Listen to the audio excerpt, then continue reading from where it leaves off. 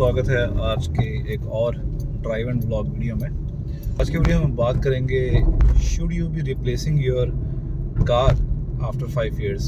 क्या आपको अपनी गाड़ी 5 साल के बाद उसको रिप्लेस कर देना चाहिए, या 5 साल के बाद आपको नई गाड़ी ले लेनी चाहिए, या आपको 5 साल के बाद भी अपनी गाड़ी रखनी चाहिए। जो टॉपिक का रिलेवेंस है वो फाइनेंशियल और यूटिलिटी रेलेवेंस से ज़्यादा है। तो जो लोग हर 2 साल में गाड़ी बदलते हैं, ये उसके लिए नहीं है, it's just for the common utility जो हम गाड़ियाँ रखते हैं। तो बेसिकली होता क्या है कि इंडियन मिडिल क्लास में और इंडिया में मोस्टली ये ट्रेंड है कि every 5 years people change their car, और जिसमें कुछ गलत नहीं है, even it's up to their preference. But क्या ये लॉजिकल है? Does it make any financial sense? उस ऑर्डर ऑफ थिंकिंग में अगर आप इसको सोचेंगे तो honestly this doesn't make a sense to buy a car every 5 years, and your 5-year-old car is actually holding a lot of value, even after 5 years. तो basically ये चीज़ जो है बहुत ज़्यादा आपको इंडिया में आप देख ही रहे हैं कि हर दूसरे दिन एक नया मॉडल आ जाता है, एक नया गाड़ी का वेरिएंट आ जाता है, नई जनरेशन आ जाती है जो, और मार्केटिंग और सोशल मीडिया के ज़माने में it's very tempting to get the latest things. IPhone ही देख लो, अब हर 10 महीने में, हर 9 महीने में हर साल लॉन्च हो जाता है, और ये लॉन्च होती है अगले वर्जन के स्पाइक्स और इसकी फोटोज, इमेजेस, स्पेसिफिकेशंस लीक हो जाती है, जो कि it makes people to buy the phone. ऐसे ही गाड़ियों में होता है, एक वेरिएंट आता है एक गाड़ी का, 2 साल में उसका फेसलिफ्ट निकाल लेते हैं, just to make things outdated for you. Not again as a deliberate event, but it's like how the economy will work. But एक स्टैंडर्ड टर्म्स में अगर हम समझे, गाड़ी आप लेते हैं, मैं स्टार्ट करता हूँ एक ऐसे एग्जाम्पल से। आज से कुछ 20 साल पहले जब इंडिया में हैचबैक्स पॉपुलर होना शुरू हुई थी और मेन स्ट्रीम में आ गई थी, मेन स्ट्रीम हाउस होल्ड में गाड़ियाँ जब आनी शुरू हो गई थी, पीपल स्टार्टेड बाइंग मारुति 800। सो वो टाइम है साल 2001, 2002 और 99, लेट 90s के आसपास, ठीक है। तो people were buying Maruti 800, Alto, right. Then upgrade 5 साल बाद लोग क्या करते थे, they used to switch to Maruti WagonR. जिनके पास वैगनर थी, they used to simply switch to Maruti Swift. तो पहले रोड पार करेंगे, फिर हम बात करेंगे, राइट। तो उस सेंस में लोग गाड़ी अपग्रेड करते थे। जिनके पास स्विफ्ट होती थी, then they used to upgrade to a higher model, जो कि उस टाइम पे जो भी था, स्टीम था या मारुति की सियाज आई बाद में। In this way usually people upgrade the cars हर 5 साल में। तो अगर आपके पास होंडा सिटी या उस सी सेगमेंट की गाड़ी है, तो यूजुअली आपका नेक्स्ट अपग्रेड डी सेगमेंट की गाड़ी होगा। तो मैं एक सेगमेंट से भी चलता हूँ। A2 सेगमेंट, A1 सेगमेंट में आपकी बिल्कुल स्मॉल हैचबैक गाड़ी आती हैं। A2 में आपकी मिड साइज हैचबैक गाड़ी आती हैं। B1, B2 में आपकी सब कॉम्पैक्ट SUVs और प्रीमियम हैचेस बैक हो गई हैं। C segment is usually the your sedans and urban SUVs. D segment again is full body on SUVs like the Safari, Harrier and all, ठीक है। E segment is then in the executive segment, जिसमें कि फिर BMW और और premium brands आती हैं, ठीक है।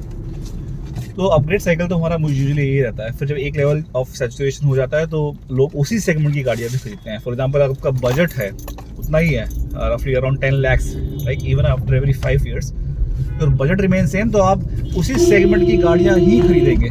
तो you won't be upgrading, but you will be still replacing your car every 5 years, जो कि यूजुअली होता है 5 साल, 3 साल, कुछ भी कर लीजिए। तो now let us understand why it is not a good idea to be replacing your car every 5 years। First thing, जब गाड़ी हम लेते हैं तो उसको हमें समझना चाहिए, गाड़ी एक बहुत ज़्यादा डेप्रिसिएटिंग एसेट है, जिसका depreciation is up to 20 to 30% the moment you take it out of your showroom, ठीक है। तो यू बाय अ कार और आप उसकी पे चेक भी आपका रियलाइज नहीं होता है, गाड़ी आपके नाम पे रजिस्टर हुई, it loses up to 20 to 30% value just the moment you take the delivery of the car, so उस सेंस में ये एक बहुत डेप्रिशिएटिंग एसेट है। आपकी 10 लाख की गाड़ी इंस्टेंटली 8 लाख की हो जाएगी और आपको पता भी नहीं चलेगा। देन दी इंश्योरेंस प्रीमियम, जब आपकी गाड़ी नहीं होती है फर्स्ट 5 ईयर्स में इंश्योरेंस प्रीमियम आपकी गाड़ी का बहुत ज़्यादा हैप्पी होता है।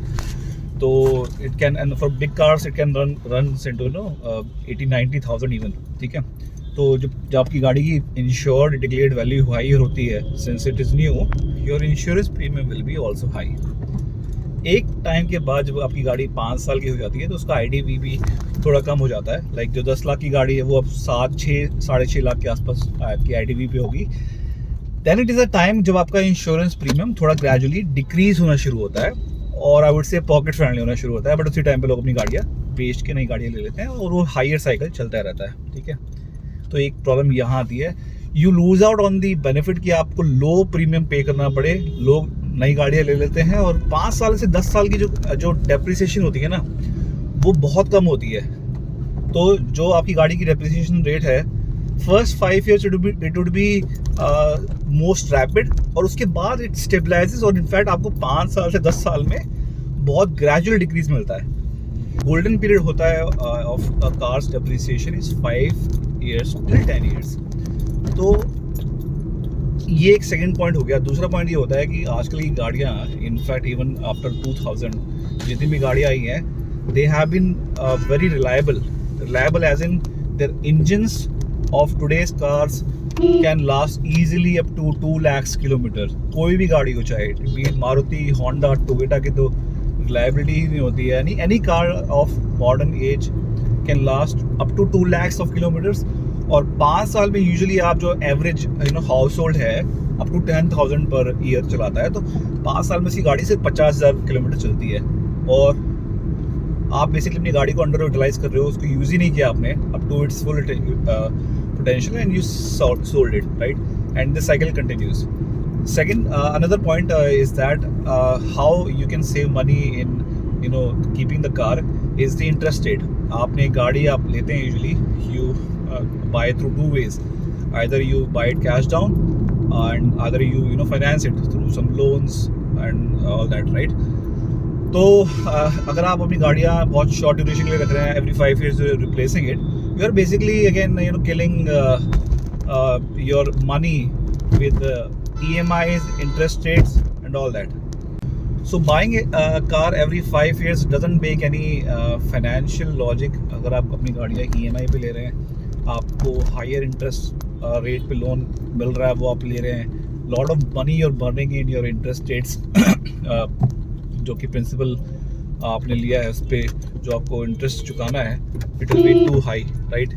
दूसरा मोस्टली जो इशू फेस होता है इस सिचुएशन में, if you buy your cars very frequently, you lose on the opportunity cost। तो opportunity cost as in opportunity of investing the same money in some of the other investment models like anything like mutual funds, PPF stocks, even property, real estate। किसी भी कहीं पे भी आप उस money को contribute कर सकते हो and it will give you several times more returns and give you a balanced lifestyle rather than spending money on your car every 5 years। एक और चीज़ है, why I believe every 5 years doesn't make any sense to buy a car। आजकल की जो गाड़ियाँ हैं in terms of reliability is one factor। The cars are built जो भी looks हैं cars के aesthetically, cars are built very modern basically these days। तो ऐसा नहीं है कोई गाड़ी लेते हैं तो वो आउटडेटेड फील करती है। एक टाइम पे था जहाँ काफ़ी प्लेन और सिंपल कार्स लॉन्च होती थी, बट कोई भी आज की गाड़ी XYZ गाड़ी पिक कर लीजिए, it is still relevant. I will take the example of Honda City 2010 model जो 3rd जनरेशन आई थी IV टेक। उसको आप आज भी देखेंगे तो it is in no way looks like an aged and old looking car. अब कंपनी इसके बाद 2 जनरेशन निकाल देगी तो definitely it will look dated in terms of its successors, but it still makes sense to on the roads। ऐसा नहीं लगेगा यार क्या गाड़ी आप लेके घूम रहे हो। तो design although it is subjective but still it is also a reason। so बहुत सारे फैक्टर्स हैं, इसलिए हमें अपनी गाड़ी हर 5 साल में नहीं बदलनी चाहिए। I would say financial reason तो बहुत बड़ा ही है। दूसरा we are unnecessary harming the environment, by supplying too much of old cars in the market. किसी भी हेल्दी कार का जो लाइफ होता है वो up to 10 years for diesel NCR region में स्पेशली दिल्ली में हमें एक ये प्रॉब्लम है कि डीजल गाड़ियाँ स्पेशली हम 10 साल तक नहीं रख सकते हैं, बट पेट्रोल कार्स का जो एक ड्यूरेशन होता है आरसी वैलिडिटी वो 15 ईयर्स होती है. आफ्टर 15 ईयर्स और 10 years for diesel although scrap करनी पड़ती है vehicle, but 10 years for petrol. Let's forget diesel because diesel will anyways be out of context. Mostly I'm just talking about आजकल diesel और petrol में इतना फर्क रहने गया है. Maruti in fact have stop diesel models all together, तो मोस्टली लोग अब पेट्रोल गाड़ियाँ ही ले रहे हैं. तो 15 years is a good healthy life cycle of a car. और अगर आप अपनी गाड़ी को 10 साल रखते हैं, you make the best of it. The money you spend, एक एक पैसा वसूल कर लेते हो आप उस गाड़ी का. ठीक है. और आई वुड से जो कुछ टिप्स आप कुछ लोगों को लगता है गाड़ी बोरिंग हो जाती है 5 साल में, कुछ लोगों का एक होता है कि उनको कुछ नया चाहिए होता है. That is a different thing. Feel free to go whatever you want, but जिनको ये फाइनेंशियल रीजन समझ आ रहा है बट स्टिल वो अपनी गाड़ी में they want to upgrade, you just get a good set of wheels. After 5 years आपकी गाड़ी 50,000 किलोमीटर अराउंड चल गई होगी ऑन द एवरेज और रनिंग. 50,000 के बाद आप अपनी गाड़ी का टायर सेट चेंज करा लीजिए. It is good for another 5 years and 50,000 kilometres अगर आपकी रनिंग इतनी है तो. And then you are good ahead. And आप अपना व्हील्स चेंज करा सकते हैं. You can get new set of alloys to get the new look. Music system upgrade कर सकते हैं. You can get the lighting interiors upgraded, your seats का seat covers upgraded. तो उस वे में your car will still be relevant and fresh, feel fresh, and you can get a good PPF job done. PPF तो नई गाड़ी पे कराना चाहिए. You can get a good paint polish job, whatever. I mean exterior external cares के लिए आजकल बहुत सारी चीज़ें गाड़ियों के आ गई हैं. This I will cover in some other video, but yeah. So that's the reason I'm saying in today's world with so many of these kind of things, we can keep our car for at least 10 years, make the best use of out of it, और financially उस पैसे को you can spend somewhere else that can help you, have a better lifestyle in future. So that is all in this video. I hope आपको ये video में एक utility based tips मिली होंगी. If you have more questions on this, अगर आपका कुछ different viewpoint है, please feel free to put your comments in the comment section, and we can discuss on those lines also. So thanks for watching this video. Please do subscribe to the channel, like the video, and thank you for watching.